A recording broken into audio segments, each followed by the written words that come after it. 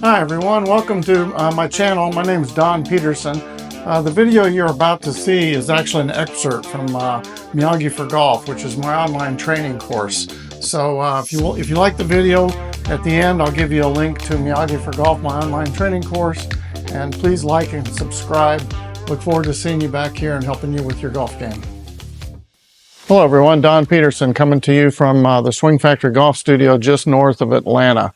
Wanted to bring back the Runyan style of chipping. I don't know if any of you have heard of this, but it was Paul Runyan was a short game master from years and years ago.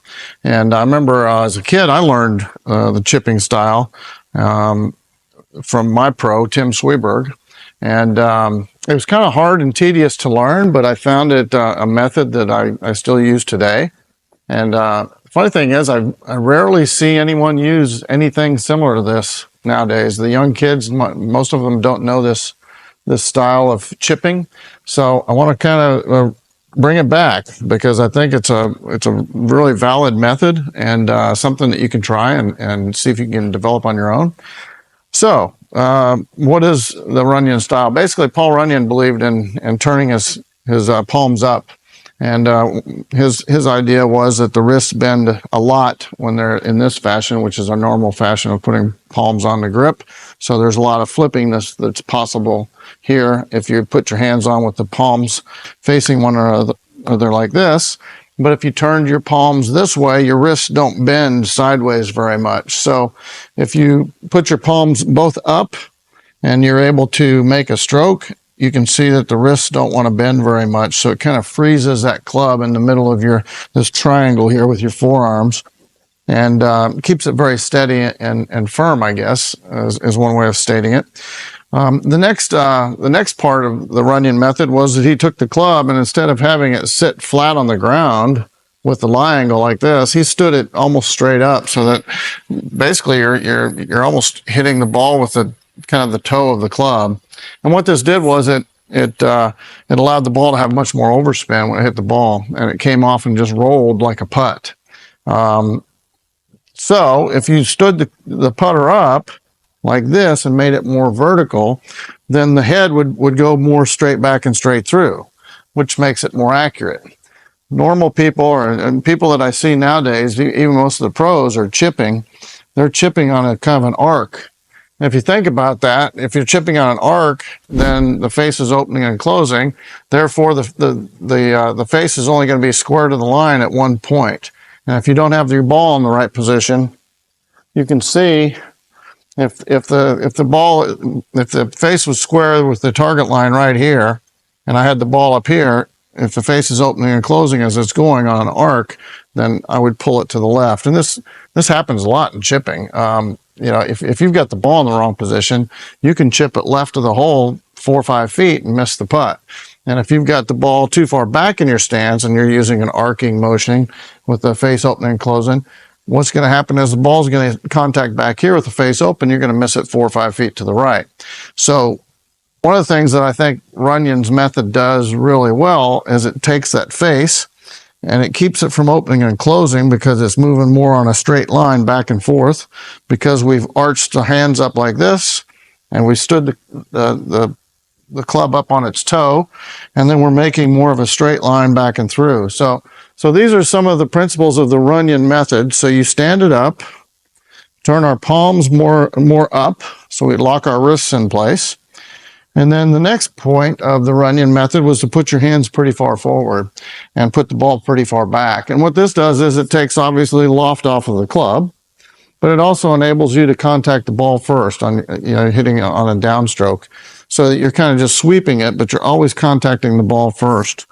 So here's what I'm going to do is I'm going to stand the club up, and this can be just in his chipping method you can use pretty much anything. You could go, I usually don't use much more than a 3-iron doesn't get in the air very much, because when you put it back in your stance and you put your hands forward, you're de-lofting it.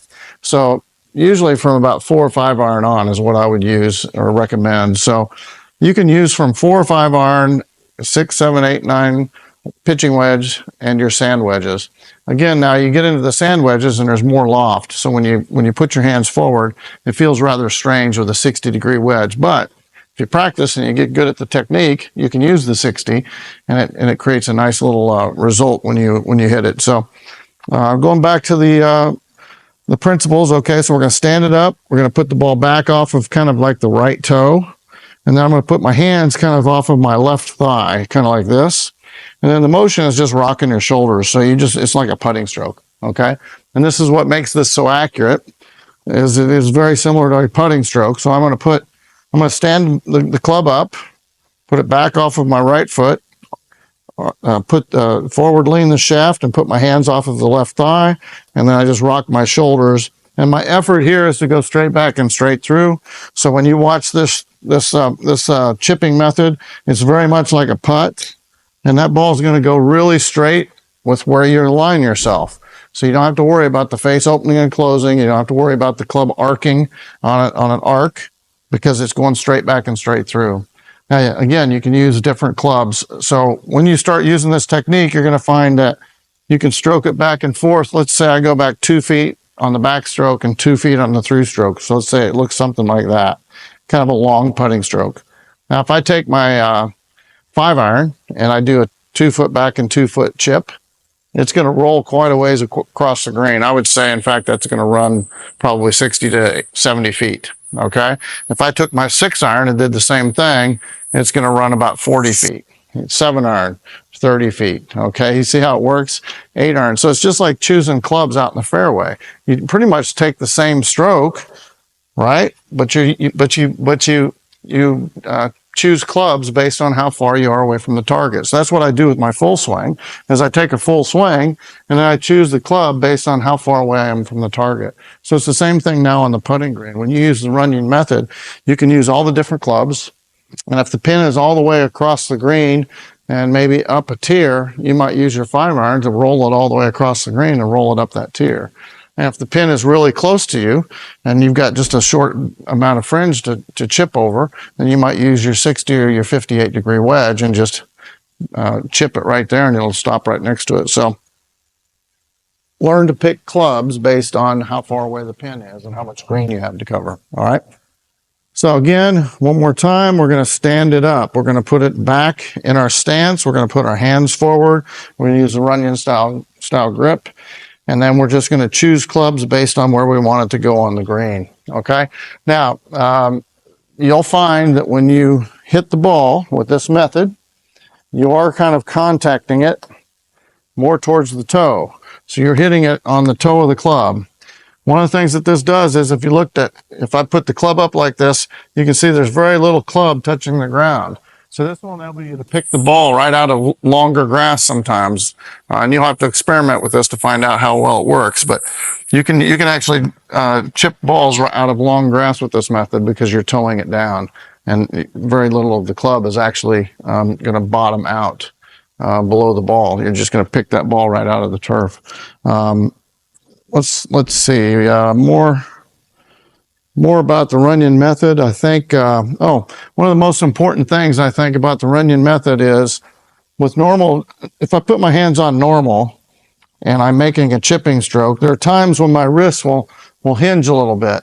And sometimes you want that to happen, but if you do, what happens is you can get a lot of power. And I think when you allow your wrists to hinge and unhinge, sometimes it can kind of go off on you. And you can hit a chip that goes 10, 15, 20 feet too far.